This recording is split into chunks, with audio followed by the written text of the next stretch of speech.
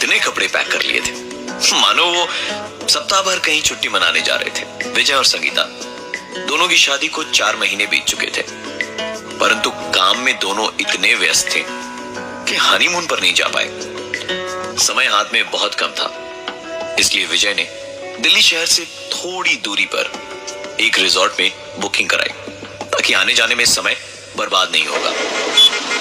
आज जरूरत से ज्यादा ही ट्रैफिक का सामना करना पड़ रहा था, परंतु एक बार जब गाड़ी ने नेशनल हाईवे पकड़ी, फिर वो हवा से बातें कर रही थी।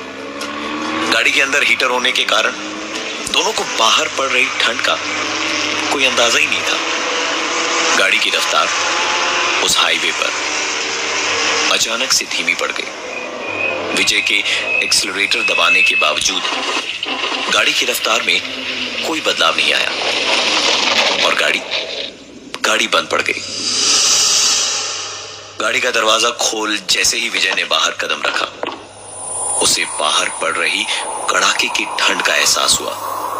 एक अजीब सी चुभन थी इस ठंड में। सुनसान सड़क पर गाड़ी खराब हो जाने से संगीता थोड़ा घबरा गई थी। विजय ने उसका हौसला बढ़ाया और कहा, तुम चिंता मत करो, मैं अभी गाड़ी ठीक कर दूंगा। गाड़ी का इंजन बहुत गर्म हो चुका था, उससे निकलता धुआं और रात का अंधेरा नेशनल हाईवे की उस सुनसान सड़क पर भय का माहौल तैयार कर रही थी। विजय ने पानी का जरिकन निकालने के लिए गाड़ी की डिक्की खोली, तभी उसकी गाड़ी का हॉर्न बज उठा। सोचने वाली बात यह है कि विजय और संगीता दोनों ही गाड़ी के बाहर थे, तो हॉर्न कैसे बजा?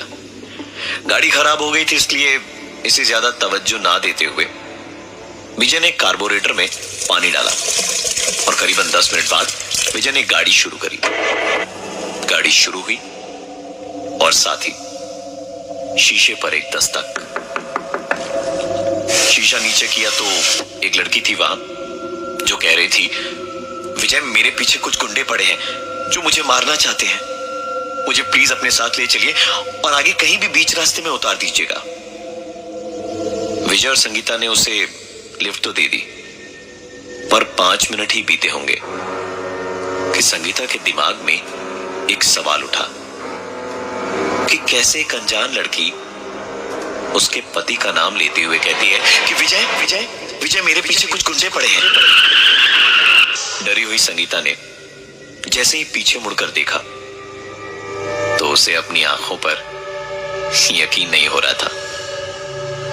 थोड़ी देर पहले उन्होंने जिस लड़की को अपनी गाड़ी में लिफ्ट दी थी, वो उस गाड़ी में नजर ही नहीं आ रही थी। संगीता ने विजय से गाड़ी रोकने के लिए कहा कि तभी अचानक एक आवाज आई, गाड़ी रोकी तो अच्छा नहीं होगा। ये आवाज दोनों ने स्पष्ट रूप से सुनी थी। संगीता पर न जाने कैसा भूत सवार था, उसने बोल बोल कर विजय को गाड़ी रोकने के लिए मजबूर कर दिया। जैसे ही गाड़ी रुकी, एक आवाज संगीता के कानों से टकराई, गाड़ी रोककर तुमने अच्छा नहीं किया। एक अजीब सी शांति थी उसके बाद गाड़ी के अंदर। विजय और संगीता दोनों एक दूसरे का मुंह देख रहे थे, क्योंकि दोनों को समझ नहीं आ रहा था कि पिछले 10 मिनटों में उनके साथ हुआ क्या था। जो कुछ भी घटा था वो सच था या उनका वहम। कई सवाल लिए विजय गाड़ी से नीचे उतरा और साथ साथ संगीता भी। गाड़ी से नीचे उतरकर जो नजारा देखा वो उन्हें यकीन नहीं हो रहा था। ये वही जगह थी जहां करीबन 15 मिनट पहले उन्होंने उस लड़की को लिफ्ट दी थी। इसका मतलब यह है कि पिछले 15 मिनटों में उनके साथ जो कुछ भी घटा वो यहीं घटा था और गाड़ी 80-90 की स्पीड में होने के बावजूद यहां से 1 इंच आगे भी नहीं हिली थी। विजय और संगीता इससे पहले कि कुछ समझ पाते एक बार फिर से चौंक चुके थे एक आवाज सुनकर। ये अचानक एक जोरदार आवाज आई जो उनके बगल से गुजरती हुई ट्रक के हॉर्न की थी। ट्रक के हॉर्न ने मानो विजय और संगीता के किसी बुरे सपने को तोड़ दिया। दोनों तुरंत अपनी गाड़ी में बैठे और वापस अपने घर दिल्ली की ओर चल दिए। रविवार की रात बहुत लंबी थी विजय और संगीता के लिए। शाम से ही बत्ती गुल थी, पर सर्दी का मौसम होने के कारण ज्यादा परेशानी नहीं हो रही थी। दोनों गहरी नींद में सो रहे थे कि तभी अचानक उनके रसोई घर से एक आवाज आई। संगीता ने उठकर मोमबत्ती जलाई और रसोई घर गई। नजारा देखने लायक था। रात को धोकर रखे हुए सारे बर्तन फर्श पर बिखरे पड़े थे। मोमबत्ती की उस रोशनी में बर्तन उठाने के लिए संगीता जैसे ही झुकी, उसे ऐसा प्रतीत हुआ मानो किसी ने उसे पीछे से छुआ। उसने तुरंत पलट कर देखा, परंतु वहां कोई भी नहीं था। अपने ही घर में संगीता को एक अजीब सा डर लग रहा था। संगीता धीरे धीरे सहमे हुए कदमों से अपने कमरे की ओर जा रही थी और डाइनिंग हॉल पार करते वक्त डाइनिंग हॉल की लाइट जली और फिर बुझ गई। शायद शाम से गुल हुई बत्ती एक क्षण के लिए वापस आकर चली गई, परंतु पहले से ही डरी हुई संगीता के लिए इस घटना के कुछ और ही मायने थे।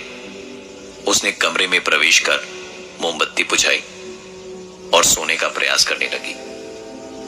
10-15 मिनट में ही उसे नींद आ गई और फिर चीखते हुए वो उठ गई। नींद टूटने का कारण यह था कि संगीता अपने शरीर पर एक अजीब से दबाव को महसूस कर पा रही थी और आंख खोलने पर उसने अपनी आंखों के ठीक 2 इंच ऊपर से 2 आंखों को उसे घूरता हुआ पाया। खुले बाल और होठों पर मुस्कुराहट के साथ वही बात, कहा था ना, गाड़ी मत रोकना।